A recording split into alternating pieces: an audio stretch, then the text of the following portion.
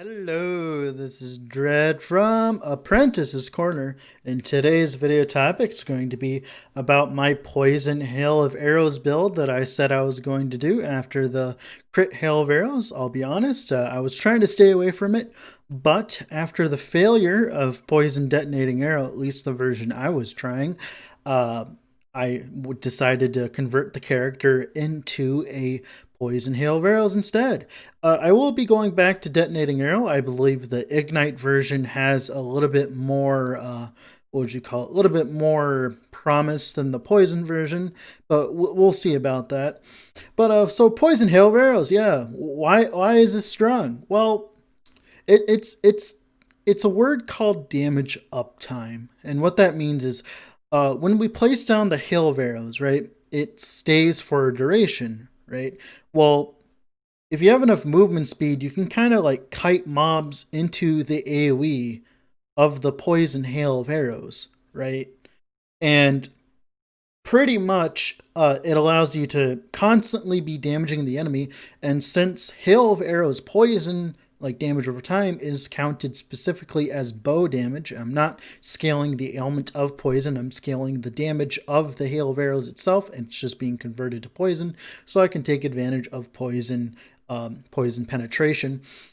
So I am leeching everything I'm dealing damage of, which allows you to pretty much tank a lot of shots. I know it doesn't sound like much to say to tank at 1.2k health, but we are dodge capped at this point in SSF, so almost. Anyways, it took a bit of gambling though. I think I spent like 4 hours gambling after I got to like level 91 or whatever. It was a little difficult, but we did manage to do it.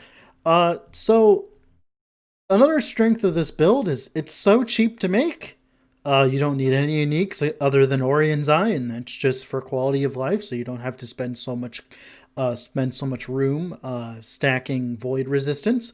You have, of course, you have the unique bow that gives you duration on hail of arrows, but after some testing, I realized that a long bow with bow physical and damage over time just performed a little bit better, and the duration on the actual acid fletch bow was kind of poor in comparison to what I could accomplish with a GG rolled long bow. But acid fletch is definitely an option if you want to go for the smaller mana variant where you spam the hail of arrows as increasing the duration after losing 50% of it from the one node that gives you charges so you can get to the mana efficiency. Definitely does work. The biggest issue I found with that version was the damage was pretty poor. This was before I had talked with Llama. Llama was nice enough to explain to me how Hail of Arrows worked, so apparently I was wrong this entire time. So I'd be like looking at my damage and only seeing like 1k ticks after Black Arrow. I was pretty sad because I was putting a lot of effort into it, but Llama was nice enough to tell me, hey, guess what? You know that Hail of Arrows ticks twice per second, and sometimes you just need a morality boost to make a build work. But another strong thing about this build is the fact that we're poison and there's so much poison pen on the tree. Like, I'll be honest, I was going into the idea that I would stack poisons onto the enemy as I would, hail of arrows them. But that's not even required because of how much pen you get. There's 50% pen in black quiver, and you have 20% pen on the tree. That's like 70% pen. It's going to be very hard for poison to match that, especially since the only way we can hit right now is puncture. Yes, you heard that right. Hail of arrows, this version does not hit. So it gets around mods like dodge, but it also makes it so you can't apply anything like ailments or anything like that unless if you specifically get the Sky Strike node. Another strong thing about this build is the fact that you just have so much maneuverability thanks to shift. I did kind of bite the bullet and run dummy.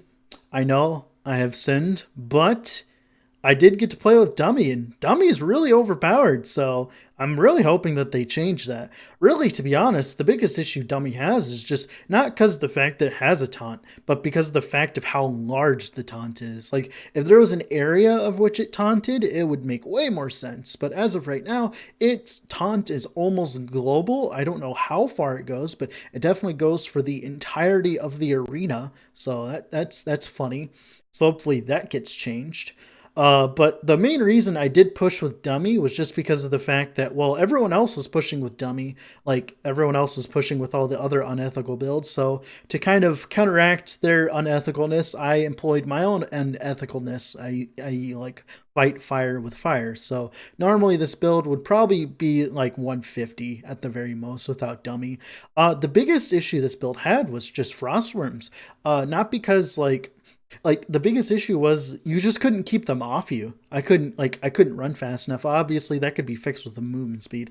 So for the other game modes, for monolith mainly, this is very strong for monolith because you just run around throwing poison down and you kill stuff and you just keep running through the monolith, and it's pretty darn fast, especially if you set up like the movement speed variant where you run double arboreal circuits for even more movement speed. Because you remember, with this build, you get more damage, well, increased damage per amount of movement speed. So movement speed is never wasted. So having all that movement speed definitely helps. I don't know if that would be the best way to play arena because this is a deck stacking build, and a lot of your decks does come from your rings. So you definitely don't want to lose all that decks. That's like 16 decks on two rolled rings, so that's definitely not an option to remove those for arena.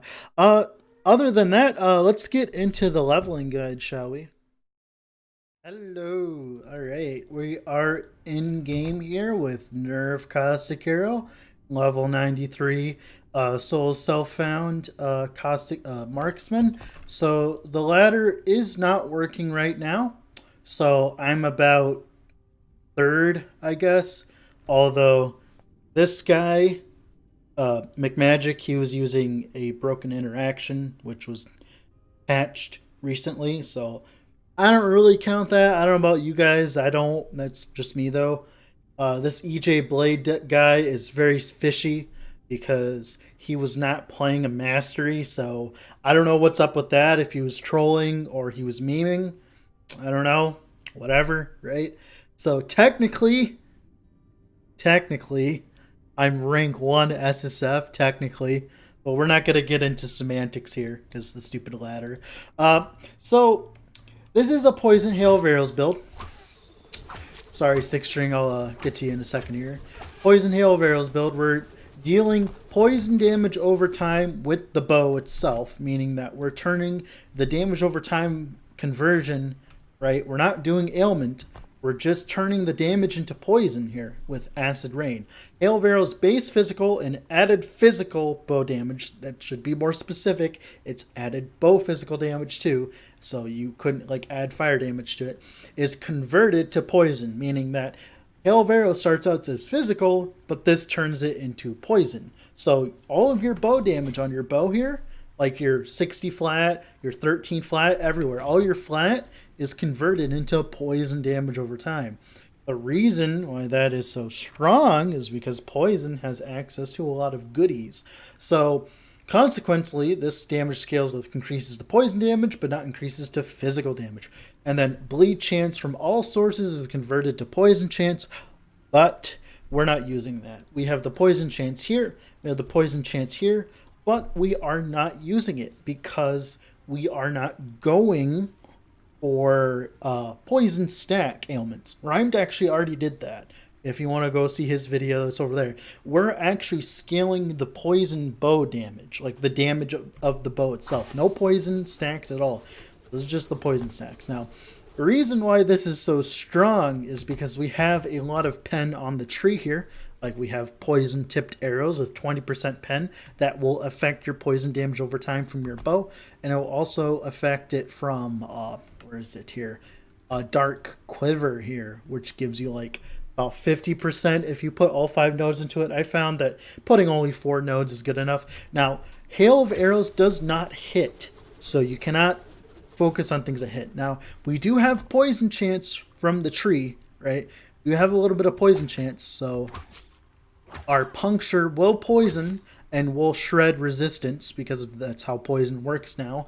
But it's not the main component of the build because we have so much penetration that we don't need shred. Obviously, we could get it from acid flask if you want, which, by the way, is probably a good idea where you get a poison resistant shred chance here, by the way. I would suggest going into this somehow, however you figure it out. But yeah, that's the idea, the premise of the build, and everything else is built around it. So let's get into the skills, shall we? Oh, by the way, to level this, just play my other build, the crit flurry build. I'll leave the link in the end of the title thing here. So just play the leveling build from that, and then switch to hail of arrows when you get to level, where is it? Level whatever, like level 30 in marksman, so that you can, obviously play hail of arrows and swap to that. Then don't try to level with bows. I think leveling with the crit flurry is way better, the channeling version. You want to do it fast. You just want to level with like something like multi-shot or whatever, go right ahead. But like I said, that would be my suggested way of leveling it here. So no leveling guide in this one because it's so easy to level this. So we're going to talk about hail of arrows. Hail of arrows is very strong. So first notes, we take 4 points into steady. Hail of arrows lasts longer. Now, we start out at 3.5 seconds. So let me show you. 1, 2, 3, 4, 5 seconds. Pretty good, right? Pretty good considering what else we have on the tree. 1 point into nowhere to hide. This is just travel, but it does give us more damage over time. So that's very strong. This node is very strong to utilize. You could very well easily take 2 points out of this and put it into this, and it would technically be more efficient. But my issue is it does take a little bit of time to ramp up. Then we take 1 point into acid rain to convert all our damage into poison. Then we take 3 points into the more area. The reason why it's specific in saying more area is because of this node on the top of the tree that says increase hail of arrows area. It is multiplicative with that increased area, so it's kind of like a little bit more than that. It's weird. The math is weird on that.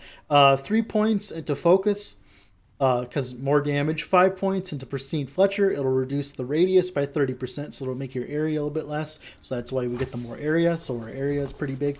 Although you could take points out of this and put it into the area if you don't really care about damage and you care about monolith farming. That is an option.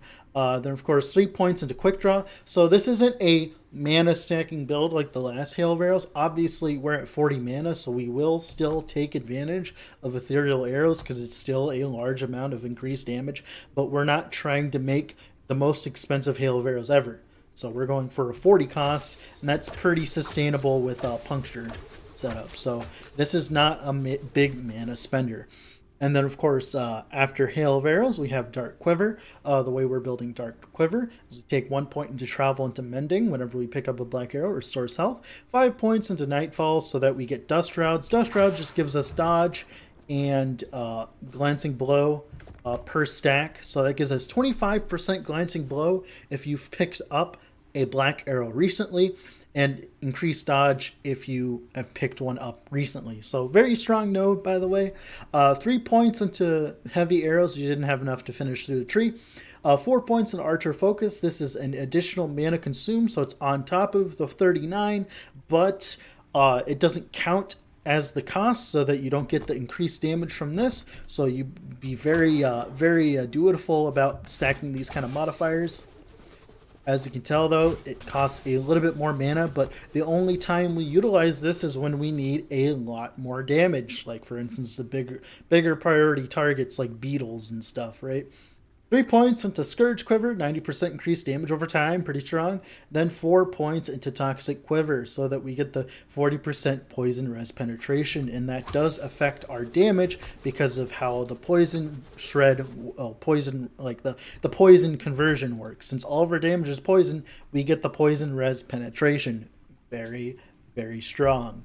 Now, for the next skill, we have Decoy. So this is my first time ever playing Decoy, so if this is the incorrect way of playing Decoy, please tell me. But we have 3 points into mana efficiency, 1 point into sonic detonation for frailty, doesn't really matter, then 2 points into haste so that when we throw it down, we get haste for a few seconds. Pretty good. I don't know what the best points here are. 4 points travel to get backup buddy, so we have 2 charges. Trust me, that saved me a few times. 5 points into duration and cooldown. Just so you know, right now, as of right now, this 50% increased cooldown is not functioning on Decoy, meaning that this should have like, I think like a 12-second cooldown. It would still be strong with this, but once this gets fixed, it might not be worth it still. Who knows? It is a bit bugged, but most of the time my decoys end up spending inside my inventory anyways, well, because I only use them for really annoying targets, like, you know, obviously frostworms and stuff. I probably would have died earlier, so just so you know, this is a pretty insane node. I don't know why it's not working. That makes no sense, but it's whatever. Then we have 4 points into the shadow, so we get dodge rating with an active decoy. Just a little bit of flat dodge. Nothing will kill you, right? Stuff like that. That's pretty good. Then we have shift. Shift is an absolute insane juggernaut in this build because of these nodes here. So I wasn't able to use them in the prior build, but I can use them in this build. So you deal more damage with your next damaging non-channeled skill after shifting. 40%, then 4 points into head trauma, 24% even more, and then 45% more. This gives us a lot of damage, as I'll show you. So we're dealing like 1,500. Way more damage, right? Way more damage. Literally doubles, triples our damage. So this is definitely what I would call a staple for this kind of build, where you go for the big mana stacking kind of thing. So most of the time I would shift and then attack, shift and then attack. That's usually the rotation. Then we take 2 points into momentum because I wasn't able to put in the last point because we have a lot of other stuff we need to grab. Probably take out 1 point into head trauma and put it back into momentum now that I think about it. 3 points into swift recovery. Probably could take out more points out of head trauma and put it back in this so we don't suck up as much mana. But as you can tell, we're at 274 mana, so that isn't much of an issue. Then we take 1 point into shadow sub, so we gain invulnerability while shifting. 1 point travel into elusive, but since we are a dodge stacking build, we get over 10,000 dodge for a second. That's always fun, right? So pretty much we are invulnerable after. All right, so, and then sorry about that, Bog Snarth. I'll talk to you in a second here. Then we take 2 points into Parting Gift, so we get Acid Flask on Departure Chance, so it uses an Acid Flask. The reason why we're doing this is so that we can run Acid Flask. Now, the reason why we're running this is we take 2 points to Travel into Corrosive, 4 points into Haste Chance, so we get 2-second haste duration after we shift. Very strong. It allows us to run a skill off our bar, you know, very strong, so that we can run an unspec'd puncture to work with the sapping strikes here. So we gain mana after we use puncture, because puncture is our main mana source. Obviously we're 274 mana, but we do eventually need to start using it in risky situations. So by the way, it does work when it's off your bar. Then we take 1 point travel into Tempered Glass. The armor shred chance doesn't matter to us. 1 point to Poison Pools. Cooldown doesn't affect our cooldown on our shift, so this doesn't matter. 3 points into Duration so that it lasts longer, this little Poison Pool here.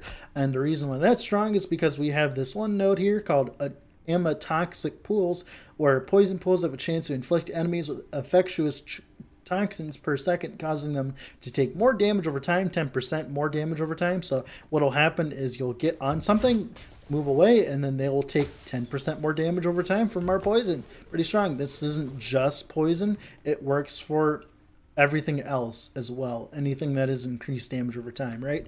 So kind of the idea is like bam, bam. That's the idea, right? That's the usual combo. Gives us a lot of damage. Now, I was talking in the Discord, you could easily take some area in the hindering mixture and put it into the poison resistant shred chance. That is very true. So I would probably suggest doing that. So do that and don't be like me and don't be a dingus. And that's pretty much it for the skills this time. We're going to talk about the passive tree here real quick. So no longer have we put in 37 points into Rogue. Very funny, right? 8 points into Steady Hand. We are a deck stacking build because it gives us 4% increased damage with our Hail of Arrows and gives us a majority of our flat dodge, which is why we're deck stacking in the first place. 8 points into Steady Hand for HP and dex. 1 point into Guile for dodge and poison res. Doesn't matter. 1 point to evasion. Probably should max this out now that you think about it. Oh. Yeah. Yeah, okay, yeah, I'm being dumb. So probably take 4 points out of like Cloak of Shadows and put it into evasion. Probably a good idea, Dread. Yeah, that would have been very useful as push or something. So let's just ignore that. Take 5 points into agility, so we get haste on hit chance. Doesn't really matter. Like you get like haste on hit for a second here. Where is it? There it is. It's like whatever. It just helps you while you're trying to gain mana. The most important thing is increased damage per 1% increased movement speed times 1.5%, meaning that all of our movement speed is giving us damage. So whenever I do the interaction between shift and acid flask, I deal a lot more damage. So very strong in that kind of little window. Then 5 points in Sapping Strike so that we have mana gained back with our puncture. Now we have 8 points into Cloak of Shadows. Like I said, probably take 4 points out of that and put it into evasion. 8 points into Draining Arrows. This is just so that we gain health whenever we hit something to puncture and to give us a little bit of base bow attack speed, because without it we would be hitting like a truck and it would not be very fun. Now we take 8 points into Focus Fire. This is another one you could probably take out of, be honest. Yeah, you could probably take out of this one and fill out evasion. Huh? Yeah, I was pretty tired today. 1 point into Concentration, 8 points into Meditation for the flat dodge, 8 points into Reflection, increase dodge, increase movement speed. So pretty much if we get hit. If we get hit, we lose concentration for 4 seconds, so pretty much don't get hit, Papega, right? Whenever I'm hit by an enemy within 4 meters, I'll lose concentration for 4 seconds. So try to stay away from enemies while you're utilizing this. Get a nice movement speed boost and nice dodge boost. And of course we have cooldown here, so it reduces the amount of cooldown it takes. So that would be about like, I think like 3.5 seconds or 3.2, something like that. And of course, 1 point travel into Elemental Arrows so that we do get Elemental Arrows. Then 3 points into Siege Quiver, making it so that every single Elemental Arrow we get Ellie Res, and that's how I'm capping my Elemental Res with the Ellie Arrows. And 1 gold ring with 7%. You could probably go for higher, doesn't really matter. Just as long as your elemental cap, doesn't matter. Then we take 1 point into Fire and Steel so that since our Hail of Arrows is poison, it will never trigger Fire and Steel, meaning that we always have the 6 elemental arrows until we die, and then we just have to fix it by running around, right? Then 10 points into Poison Tipped Arrows. The Poison Pen is absolutely amazing. 6 points in Sniper's Gambit. I'm unsure about this node. It gives you a lot of damage, but I'm very unsure about it as we do take 12% increased damage, and that might have been the reason why I died. Who knows? But 30% flat. 30 flat. It's amazing considering that where is it? Our longbow only gives us like 73 flat, so like 30 flat is a lot of flat. So don't get hit, right? 8 points into Ethereal Arrows. You could probably put in 2 more points after you take out a Focus Fire. We are a deck stacking build, so we are gaining benefit from the deck, so who knows. Then 2 points into Master Archer for the increased Hail of Arrows area. Then, of course, you get 10 points into Thief's Quiver. This is one of the most overpowered things about this build, is the fact that since we're dealing damage over time, most of the time we don't have a way to leech about that, but since we have this bow damage leeches health, 5% of all of our damage, including our poison damage, doesn't matter what kind of damage it is, as long as it is tagged as bow damage, we are leeching from it, which is very strong with this build, right? Because we're leeching from our dots. Makes you surprisingly tanky for only having 1.2k HP, right? And that's pretty much it. Other notes you can use, if you think you're crazy and you think you can keep up marksman stacks with like puncture or something, you could probably go for that. I wouldn't go for that myself, but that is an option. You could go for more attack speed here and more physical on your base physical on your hero Vero, so you do more damage and you'll feel a lot better. That might actually be the play instead of like this, and then of course your last few points because I'm 93. So that might actually be the play. But other than that, the build's pretty much finished. Like the gear's pretty good as well, which we'll get into. So I was supposed to get Hail of Arrows duration, but I realized 5 seconds is plenty of time. So we don't need more than that duration. Now, obviously, if you're going for the version that, where is it? If you're going for this version where you get 50% less duration, but you get more barrages and a lot less mana cost, then yes, you will probably want the increased duration to make up for that 50% less duration. So if you're going to play that version, you definitely want that. But I just did increase bow damage. My idols are pretty bad. You get way better. Hail of Arrows duration would probably help. And then this is just like a rant. It literally does nothing for me. Yeah, so my idols are pretty trash, but sometimes you just don't get lucky and you don't get good idols, you know? Sometimes you get lucky, sometimes you don't get lucky. It's just how it is, you know? 24-hour challenge, right? You have an Orion's Eye, obviously. Always gamble this for any mana stacking character I play because the 140 mana and the Void taking its fire, so we don't have to run Void. I got really lucky with these rules, so this makes up for the fact I got such shit luck on my idols. That's always fun. This has been, I think this is like the best one I've ever rolled ever. The mods on this are very variable. And we get dodge on every prefix we possibly can. Dodge rating, HP. You want a little bit more HP than this. Our chest is dodge on top of dodge on top of dodge on top of dodge. So if you like dodge, you like dodge. Now you could probably go for vitality instead, but I like dodge with this build. Getting to dodge cap just sitting in town is really nice. Then on our longbow, we have bow physical flat. Now the reason why I'm not running bow physical fire is because of the fact that the bow physical fire is not converted into poison damage, so it's pretty much a waste of our time. So percentage damage works a lot better. This fractured before I could ruin a refinement, but you could refine that up pretty well. For suffixes, you can go for health on kill. That's pretty much it. There's not really much else that will help you at all, really, because like you're not hitting that much. You're going to be hitting with like what, puncture? Oh boy, oh boy. We have Ivory Quiver. The implicit's important because we get the res. I'm capping my reses off my implicits, as you could not tell. That's what I usually do. That's my style. If you don't like doing that, you could probably go for something that gives you flat or percent damage over time. But for our quiver, it's pretty nice because we get both physical damage, dex, and then res. Suffixes on quivers are pretty trash, so it gives you the perfect spot to get reses. So like this is a lot of our res, as you can tell. A lot of our res.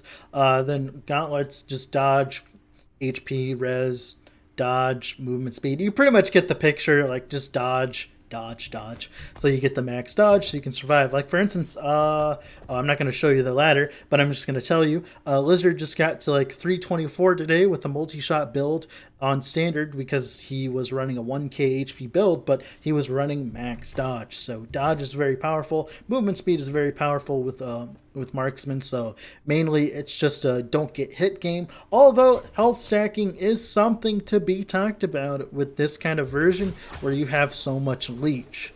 So you could definitely try to HP stack if you had better gear than me, but this is SSF, so I'm not going to put myself to that much of a standard. But yeah, that's pretty much it for the build. Hopefully you guys enjoyed. Finally got this build out. All of you guys have been hampering me to make this build because I've been talking about it, so I did. And next build, I don't know what I'm going to do, but I'll try to figure out something. That being said, thank you so much for watching and have a wonderful rest of your evening. Bye!